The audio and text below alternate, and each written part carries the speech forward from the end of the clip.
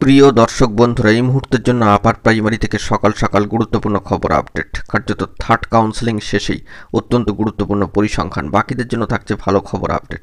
অবশ্যই আর্জেন্ট ভিত্তিতে এই ভিডিওটা তাই ক্রিয়েট করতেই হচ্ছে। ভিডিওটিকে শেষ পর্যন্ত ওয়াচ করবেন, কোনোভাবে স্কিপ করবেন না, চ্যানেলটিকে সাবস্ক্রাইব করে সঙ্গে থাকবেন।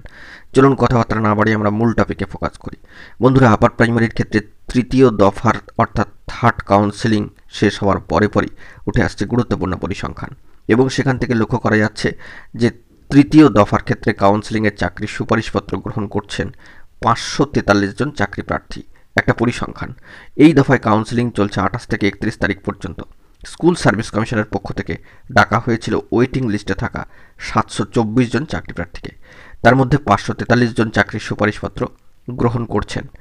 তবে সেক্ষেত্রে দেখা যাচ্ছে যে কাউন্সেলিংয়ে অনুপস্থিতি ও প্রত্যাখ্যানের সংখ্যাটাও কিন্তু রয়েছে, এবং সেই সংখ্যাটা 181 জনের কাছাকাছি, 181, অর্থাৎ অনুপস্থিতি ও প্রত্যাখ্যানের পরিসংখ্যান পার্সেন্টেজের নিরিখে প্রায় 25% কাছে।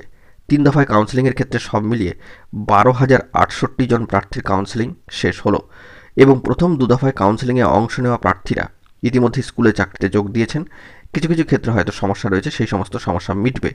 এর মধ্যে অবশ্য 9,194 জন চাকরির সুপারিশপত্র গ্রহণ করেছেন।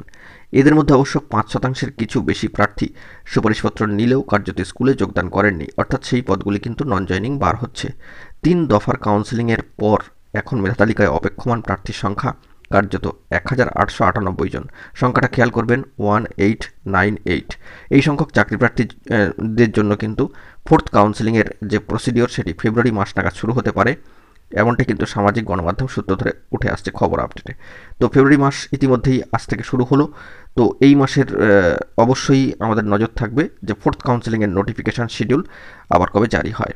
আশা করা যাচ্ছে খুব দ্রুতই এ বিষয়ে প্রসেসিং শুরু হবে। এখন এটুকুই, সকলে ভালো থাকবেন, চ্যানেলটিকে সাবস্ক্রাইব করে সঙ্গে থাকবেন। ধন্যবাদ।